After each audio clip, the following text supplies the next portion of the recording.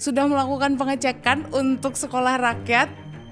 Iya, sebenarnya kita sudah pengalaman sebelum dididik sekolah rakyat ini dulu, ini adalah investasi jangka panjang. Investasi jangka panjang, poinnya adalah dengan pengentasan kemiskinan melalui sektor pendidikan. Dengan 1,19 T, apakah kita memiliki kemampuan untuk itu? Pertama kalau kita lihat anggaran di Kemensos seperti tadi disampaikan hampir 75 triliun. Nah, itu kan cukup besar sebenarnya anggaran yang diperuntukkan untuk pengentasan kemiskinan. Sejenis sekolah rakyat yang kita sebut dulu sekolah Bali Mandara di Bali itu, banyak juga orang-orang yang sudah mulai minat ke sana. Harus berkelanjutan itu udah menjadi komitmen di awal. Komitmen awal, dan itu pasti membutuhkan dana. Sekarang aja kemarin kan ada usulan lagi penambahan dana. Untuk pelaksanaan sekolah rakyat. Berarti di luar dari 1,19 T ini? Iya, jangan ini dipakai sebagai proyek, ini adalah pengejawantahan dari apa yang idealisme Pak Prabowo untuk pengentasan melalui pendidikan. Sudut Dengar Parlemen. Hai, kamu sedang menyaksikan dan mendengarkan Sudut Dengar Parlemen bareng sama Nadia Kanaya. Nadia Kanaya balik lagi untuk memberikan informasi yang lagi hangat, ya kan? Kita ngomongin sekolah rakyat, nggak mau kalau Nadia sendiri karena sudah ada anggota Komisi 8 DPR RI yang menemani Nadia Kanaya. Sudah ada Bapak Iketut Karya Saatnyana. Apa kabar Bapak? Baik. Terima kasih sudah meluangkan waktu untuk hadir di ruangan Sudut Dengar Parlemen. Ya dekat dengan ruangan kita. Iya, deket banget sama Komisi 8 akhirnya bisa mampir ya Pak. Di tengah kepadatannya. Sudah melakukan pengecekan untuk sekolah rakyat? Iya, sebenarnya kita sudah pengalaman sebelum dididik sekolah rakyat ini dulu. Saya pernah di daerah dulu sebagai Ketua Komisi 4 DPRD Bali.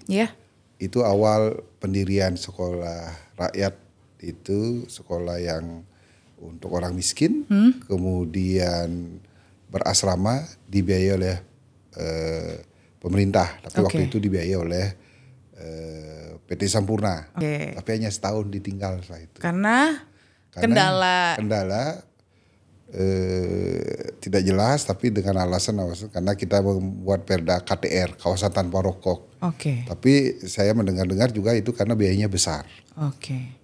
Pendidikan itu kan besar sekali biayanya. Nah, gimana dengan sekolah rakyat? Karena ada 100 titik. Ini yang permasalahannya adalah ini bernuansa pendidikan. Nafas semangatnya adalah pendidikan, tapi untuk pengelolaannya sendiri ada di bawah Kementerian Sosial. Nah, untuk hal tersebut menurut Bapak apakah memang udah menjadi sesuatu hal yang tepat? Karena di satu sisi kita berbicara soal pendidikan, tapi di sisi lain kita berbicara soal pengentasan kemiskinan untuk masyarakat miskin dan masyarakat miskin ekstrim ini. Ya, pertama kalau kita mengacu pada konstitusi kita, dasar negara kita kan negara itu kan semua warga harus berhak mendapat pendidikan.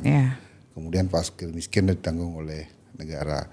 Kemudian dia diatur oleh beberapa regulasi itu bahwa itu setiap warga negara itu kan harus ada kesejahteraan sosial, baik mendapatkan sandang, pangan, sekolah, kemudian pendidikan. Nah, tentu di Kementerian Sosial pun bisa untuk pengentasan kemiskinan itu melalui sektor pendidikan. Nah, karena kita lihat selama ini anggaran untuk di Kementerian Sosial itu kan besar sekali, hampir tahun kemarin itu 74 hampir 75 triliun.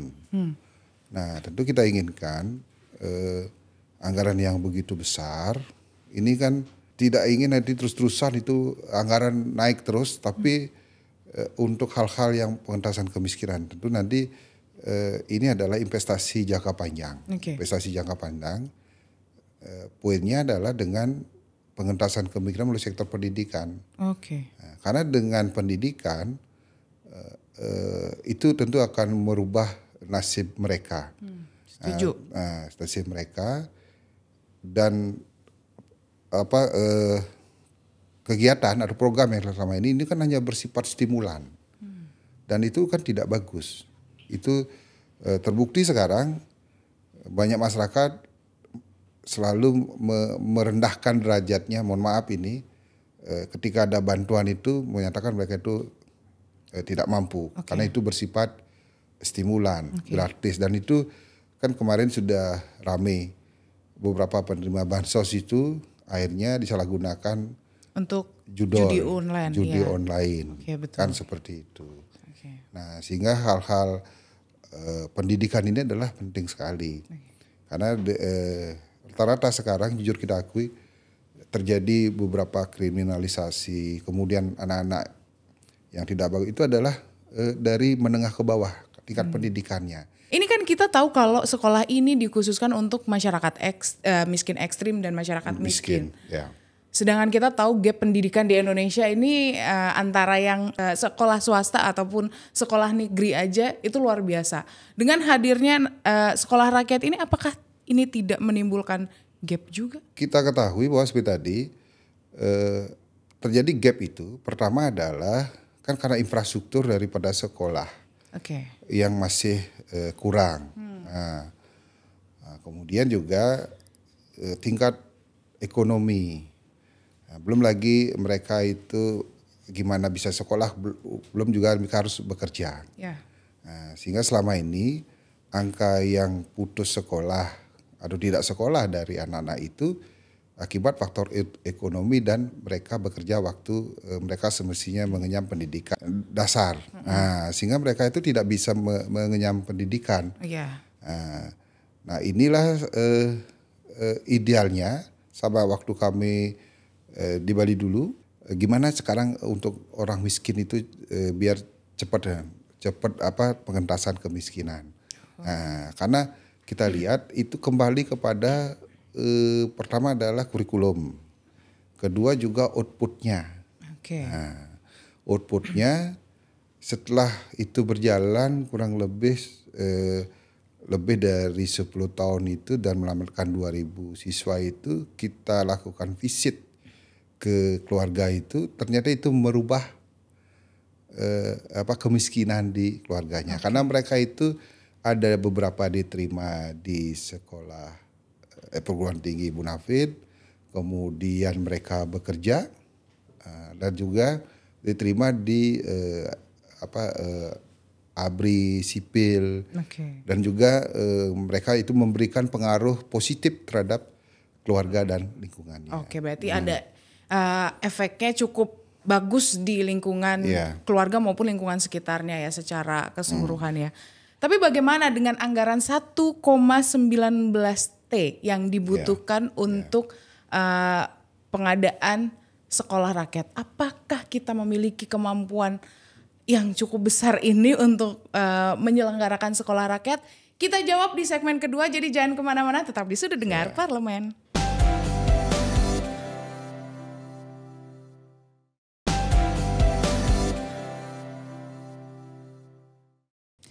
Kembali lagi di Sudut Dengar Parlemen, tentunya masih sama Nadia Kanaya dan Pak Ketut yang sudah menemani Nadia ngomongin soal sekolah rakyat dengan 1,19 T. Apakah kita memiliki kemampuan untuk itu? Pertama, kalau kita lihat anggaran di Kemensos itu seperti tadi disampaikan hampir 75 triliun.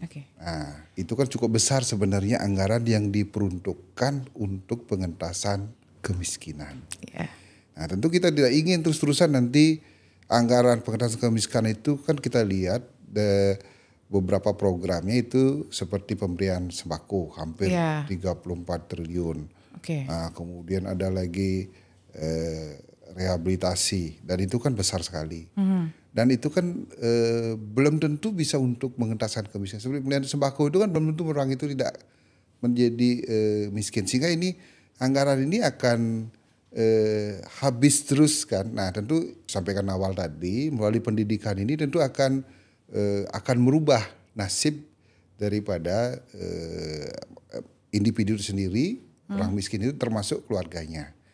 Nah, tentu ini adalah sesuatu yang menurut saya malah kecil kan begitu, investasinya kecil.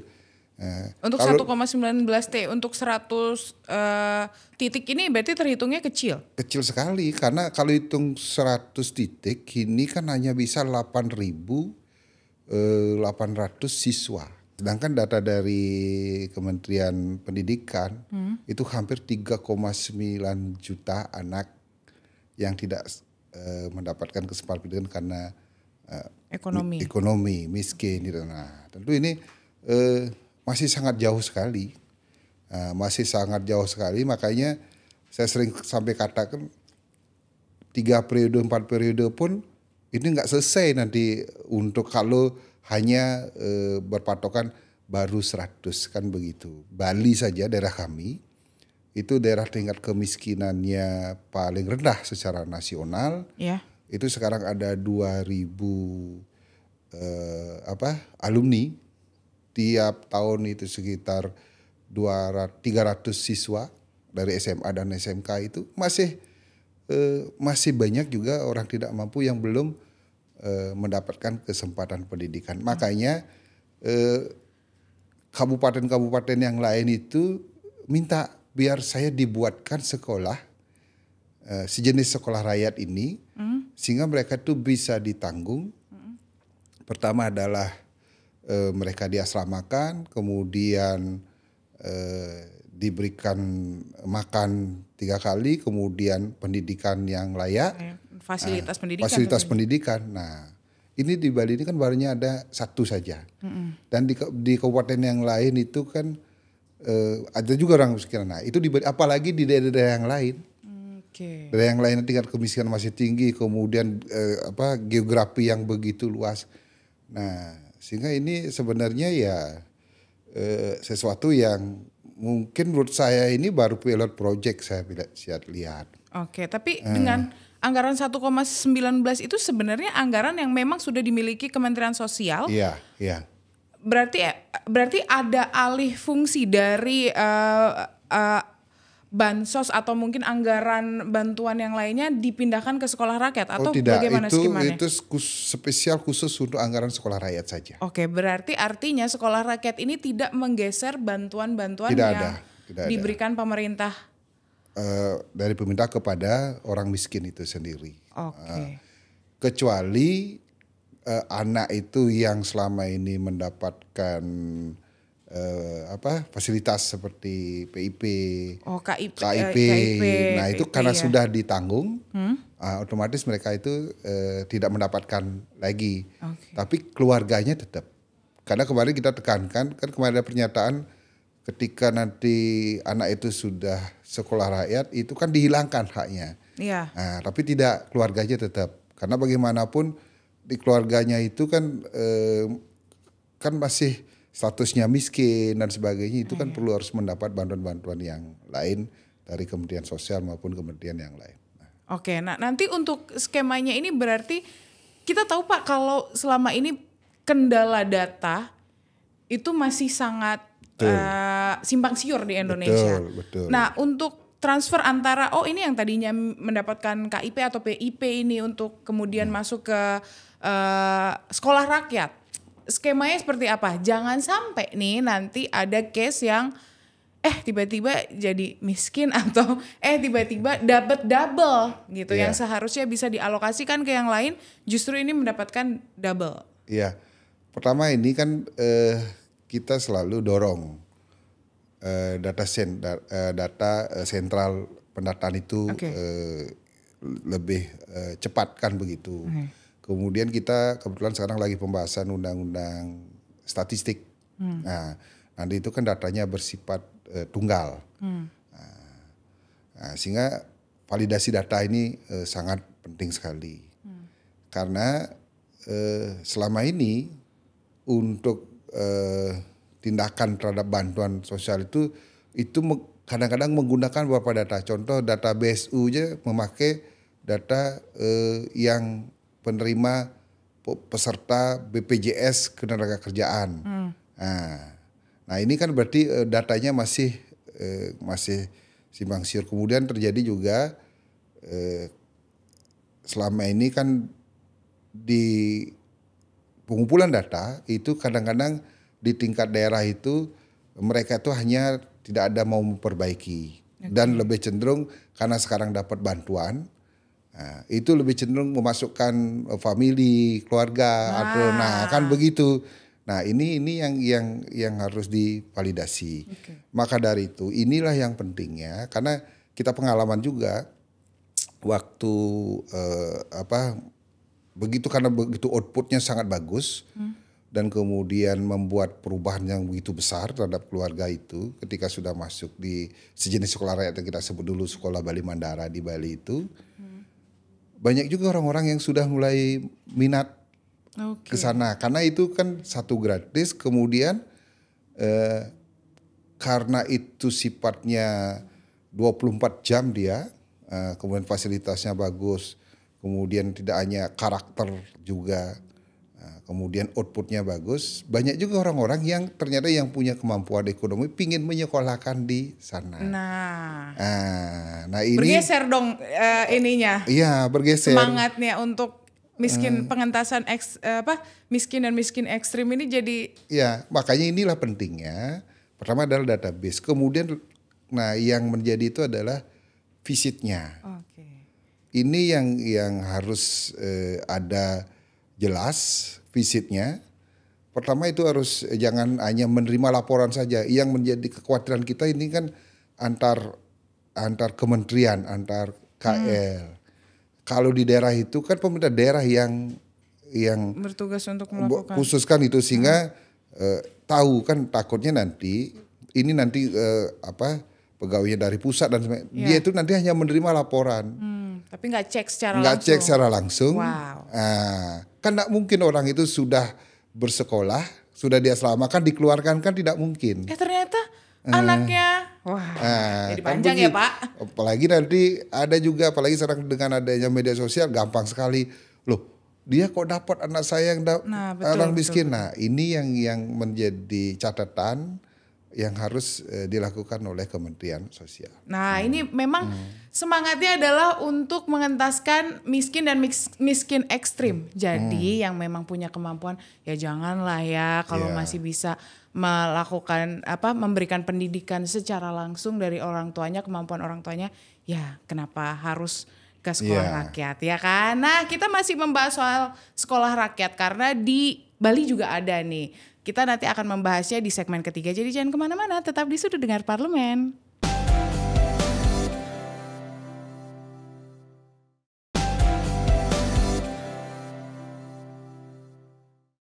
Masih di Sudut Dengar Parlemen, masih sama Nadia Kanaya dan Pak Ketut Karya Saatnyana yang menemani Nadia. Ngomongin soal sekolah rakyat nih.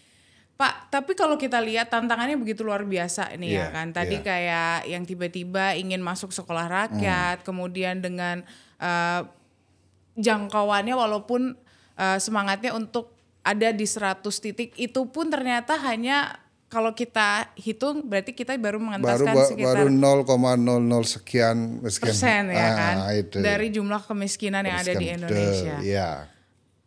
Bapak sendiri tadi sudah bercerita kalau di Bali sebenarnya sudah ada sekolah rakyat dan emang sempat akhirnya tidak berjalan atau masih berjalan sampai sekarang?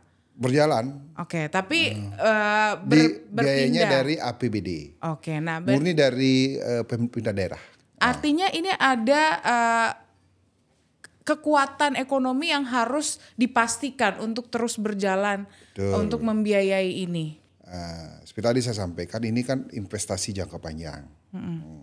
Pengentasan kemiskinan melalui pendidikan kan seperti itu. Nah, tentunya yang menjadi konsen bagi kami dan juga di Komisi 8 ini, pertama ini harus berkelanjutan. Oke, berarti harus berkelanjutan itu udah menjadi komitmen di awal. Komitmen awal dan itu pasti membutuhkan dana. Oke. Sekarang aja kemarin kan ada usulan lagi penambahan dana. Oke, untuk pelaksanaan sekolah rakyat. Berarti di luar dari 1,19 T ini? Iya. Dan jujur kita akui, saya kan was-was juga. Karena apalagi ini dilaksanakan tidak satu kementerian.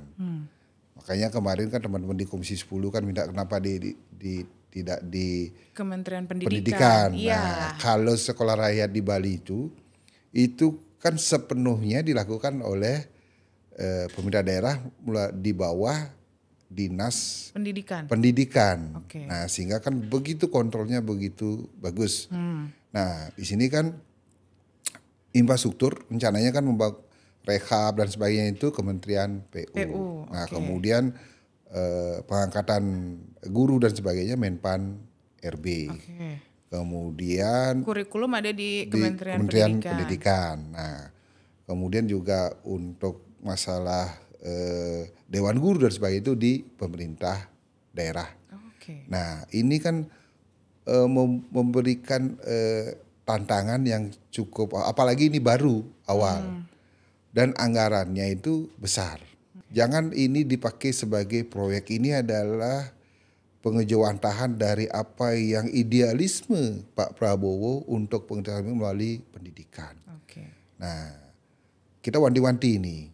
Ya, karena wanti-wanti, karena ini kita lihat sekarang anggaran per siswa itu 48,25 juta per tahun.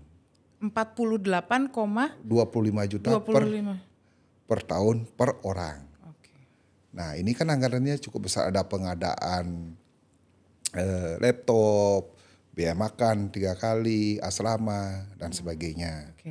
Nah, idealisme dari Pak Presiden itu sangat kita dukung. Nah, sehingga ketika pengajuan anggaran dari Kemensos itu kita dukung, malahan tambahan itu berapapun kita setuju karena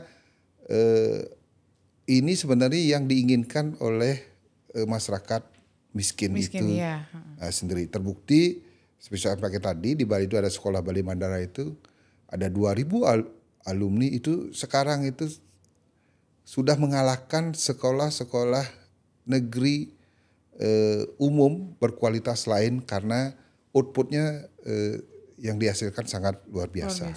Mereka yang awalnya orang miskin itu baca aja kadang-kadang susah karena mereka satu tidak makan, tidur di kandang sapi dan sebagainya. Kemudian nanti di sana ada kurikulum pertama adalah survei, kemudian cek kesehatan, selanjutnya di karakter, kemudian apa yang menjadi keinginan mereka, dilatih keagamaan juga, budaya, semua disupport. Perpustakaan buka sampai jam 10 malam, fasilitas itu merubah nasib seseorang. Ini sangat mulia sekali. Tujuannya sudah luar biasa. Sudah luar biasa. Tergantung bagaimana implementasinya nantinya. Nah, dengan keterlibatan tadi Bapak menyampaikan ada di Kementerian PU, ada di Kementerian Pendidikan, kemudian ada di Menpan RB, ada di daerah, juga ada di Kemensos untuk keseluruhannya. Birokrasi kita ini luar biasa loh. Kalau dari kacamata Bapak, dengan banyaknya berbelit-belitnya dari sini pindah ke sini, pindah ke sini, bagaimana nanti pengawasannya untuk menghasilkan yang optimal? Kalau tadi Bapak berkaca dari sekolah di Bali, karena memang jelas fokus di bawah Dinas Pendidikan melalui pemerintah daerah. Nah, kalau ini gimana nih? Inilah kita akan selalu nanti melakukan kontrol. Kemudian laporannya rutin. Nah, kemudian kita juga melakukan nanti kunjungan. Makanya kita sudah minta, sekarang kan sudah ada beberapa surat dari Kemensos beberapa titik. Nah, kita nanti ketika reses langsung kita akan pertama adalah dari persiapan, kemudian kita tinjau apa pelaksanaannya itu nanti real kan seperti itu.